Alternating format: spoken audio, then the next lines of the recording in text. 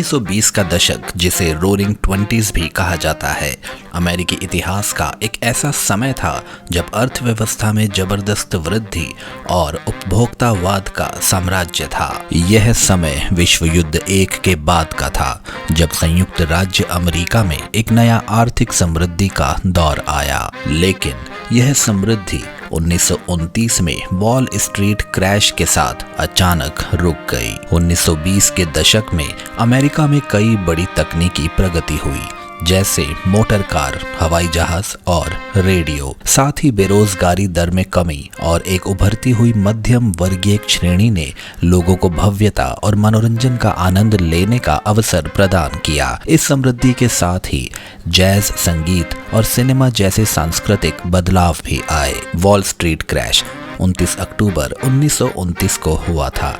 यह एक विनाशकारी स्टॉक मार्केट क्रैश था जिसने ग्रेट डिप्रेशन की शुरुआत की। अधिक मूल्यांकित स्टॉक्स, अत्यधिक क्रेडिट और व्यापक सट्टेबाजी ने इस क्रैश में योगदान दिया, जिसके परिणाम स्वरूप लाखों लोग बेरोजगार हो गए और निवेशकों को अरबों डॉलर की हानि हुई। इस घटना का वैश्विक प्रभाव पड़ा और यह वैश्विक आर्थिक मंदी का कारण बनी। 1920 के दशक में अमेरिकी अर्थव्यवस्था समृद्ध दिखाई देती थी, लेकिन इसके नीचे कई चेतावनी संकेत छिपे हुए थे। किसानों को, जो विश्व युद्ध के दौरान अधिक उत्पादन के लिए प्रोत्साहित किए गए थे, 1920 के मध्य तक गिरती हुई फसल मूल्यों और भूमि मूल्य का सामना करना पड़ा। इसके अलावा अमेरिकी व्यापार नीतियों के जवाब में अन्य देशों द्वारा लगाए गए प्रतिशोधी शुल्क ने अमेरिकी निर्यातों को भी प्रभावित किया। स्टॉक मार्केट में उछाल आया था, जो सट्टेबाजों द्वारा की गई अति निवेश और इन्फ्लेटेड शेयर कीमतों से संचालित था। शेयरों की कीमतें अस्थिर स्तर तक पहुंच गई थी और एक गुब्बारा बन गई थी। यह गुब्बारा 1929 में फट गया और क्रैश का परिणाम ग्रेट डिप्रेशन में हुआ।